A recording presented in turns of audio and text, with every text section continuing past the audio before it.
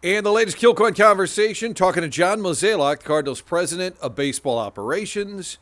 And I understand the frustration with fans. I think John Mozeliak understands the frustration with fans. By full transparency, I was trying to line up an interview with Chaim Bloom, who is the new Cardinals advisor. I think that's the title.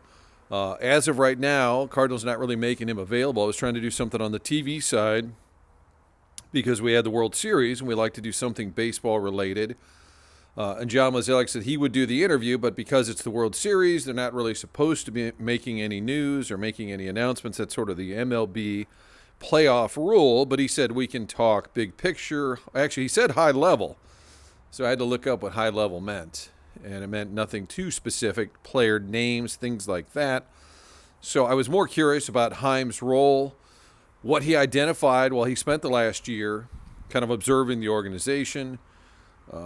Does Bill DeWitt ever get mad at Mo? It seems that Mo has been, in charge forever. For a lot of baseball fans, for younger Cardinal fans, he has been the guy in charge for a while.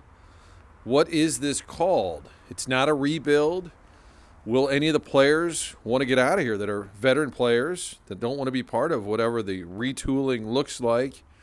What about this latest rumor that the Cardinals are for sale? There's a lot of stuff flying around. You hear Stan Kroenke is going to buy the team, which just is like, what? But a lot of folks have heard that. I don't think you would buy the team if you were Stan Kroenke, knowing people wouldn't support you unless you wanted to buy it and try to move it, which would be the ultimate evil maneuver. But there's a few other ones flying around as well. So I asked that topic, and there was success under Mozeliak. It's been a while. He knows folks are I think there is some Mozeliak fatigue. He's aware of that, but he wants to see this thing through for the final year of his contract. And mostly I'm curious, what do they think the fan reaction will be in 2025? I've said on the radio over on 101 ESPN several times that if this message comes out, hey, we're going to sort of retool, rebrand a bit, maybe go a little younger, take our lumps with some of the draft picks, I think fans would be okay with it. But they're really just frustrated, done with Mo over the last couple of years. But I don't think the message or the direction, I should say it this way, I don't think the direction is a bad idea because they were sort of doing this patchwork deal for quite some time. And I think they figured out, hey, it's just not working. Just grabbing a random free agent here or there is just not making us that much better. So they're trying to kind of reinvent who they are. So John Mozeliak is the guest. I appreciate you listening. I understand the frustration. I went back and forth with some folks on Twitter and said, I would like to always have some level of access to hear from these folks in some regard, even though I think a lot of the answers folks are not all that excited about. It's still important in our world, I think, to have access to ask the questions.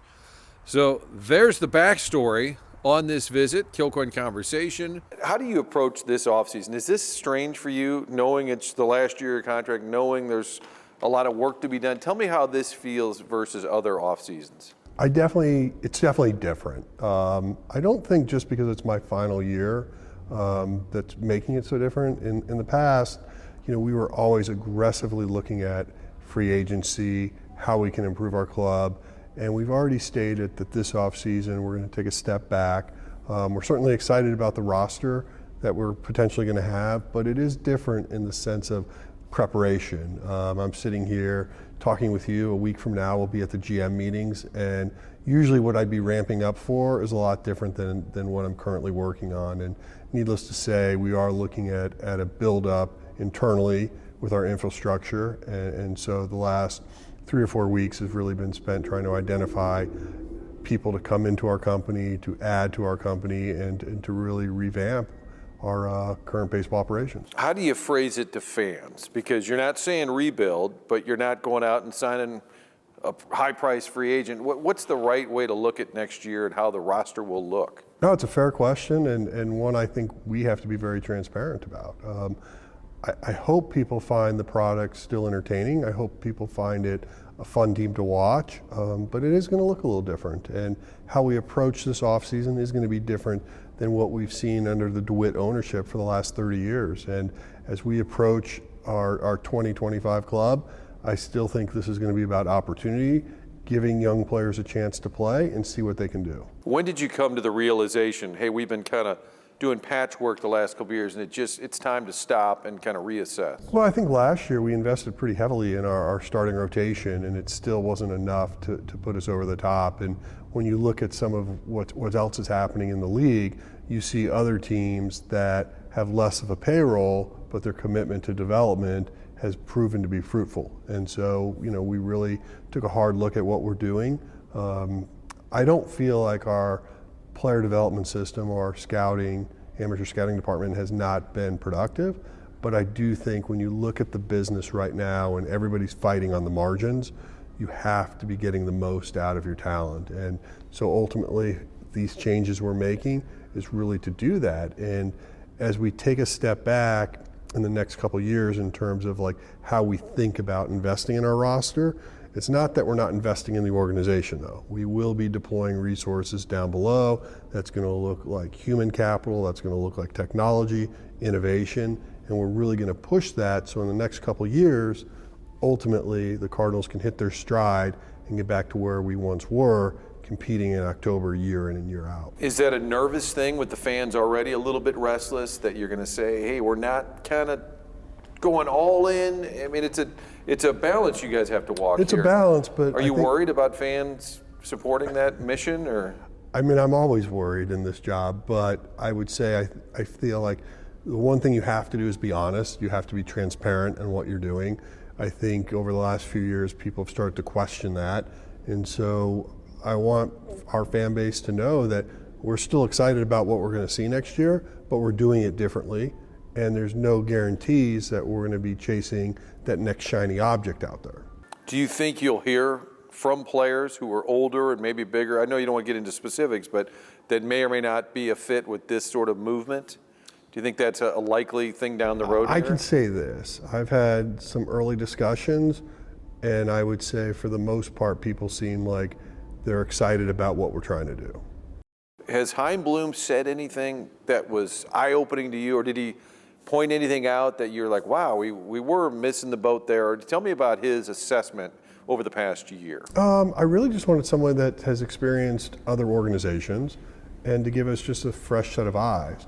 There was nothing that was surprising from his report in terms of what we need to start doing or start focusing on. Obviously ownership and Mr. DeWitt and I have talked about this for about 3 years now in terms of how we think about our current infrastructure versus, what we've been able to accomplish over the last 29 years to where we think we need to go in the future. And even though it's my final year, I'm still excited to be a part of helping build some of those initial building blocks. Is that strange for you because you're used to contending for pennants and like in your last year, maybe not similar to almost any of your other years?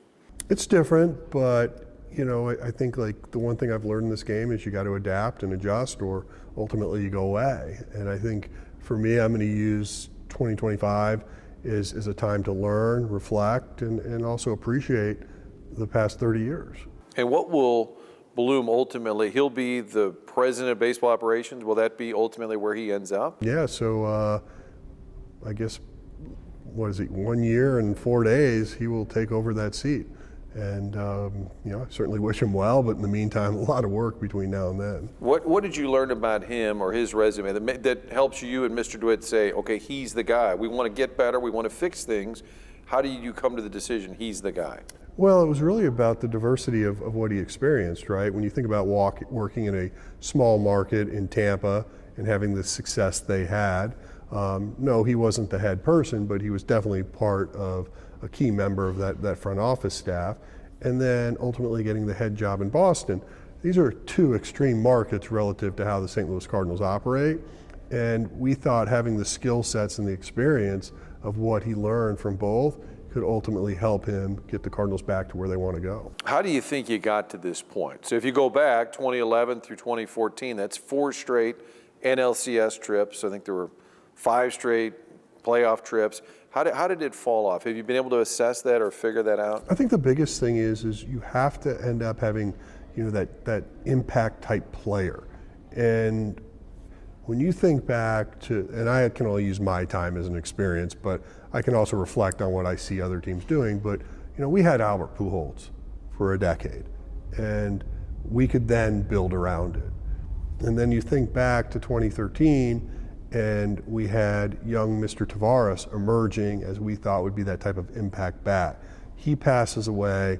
I think that's when things really shifted for us, because we didn't have anything coming up in the pipeline. So what did we end up doing? We ended up going out and trading for Ozuna, trading for Goldschmidt, trading for Arenado. I think what it tells you is it's hard to build a team strictly based on trades and free agency. You organically need to be producing some level, or really some elite level of talent. And unfortunately, in that time period, we just haven't been able to do it. It is kind of exciting to see somebody like a Mason Wynn emerge. Is he going to be that generational type of player that creates that kind of change? Time will tell. But based on what we saw after this past year, it certainly feels like a pretty good place to start. But ultimately, you need that sort of bat that sits in the middle of the lineup that you can build around. And you look at Gorman, you look at Walker, these are going to be pieces you guys need to be productive at the big league level. Is it concerning that they're not producing yet? How do you analyze that too when it's a high pick and you need them to sort of pay off for things to be successful? Well, that's right. And like you're only as good as how they play. And this past year was not a year that went well for us in terms of performance. I think we learned a lot. We realized there's some things that have to be done differently, and hopefully now that we have a different voice on the hitting side, it might make changes. But ultimately, players have to go out and do what they're expected to do.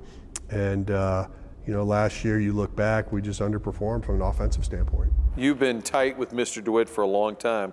Does he ever express frustration with you or the product, or pin it on you if the team doesn't do well? Oh, what the heck's going on? I'm not picturing George Steinbrenner running around the building, but give me an idea what his level of frustration has been as things have dropped. Oh, I think he's frustrated. He obviously created these standards. He has a very high level of thinking about this organization, but also a high level of expectations. And, I think for him, he understands even my frustration. So I don't think he ever really gets mad at me, but there's definitely been times where we both want to cry on each other's shoulder because it's just not going the way we had hoped. And he's a special guy. Like I've had a long-term relationship with him. I've known him a long time, and he truly cares about the St. Louis Cardinals. He cares about this city, and he does want them to be good.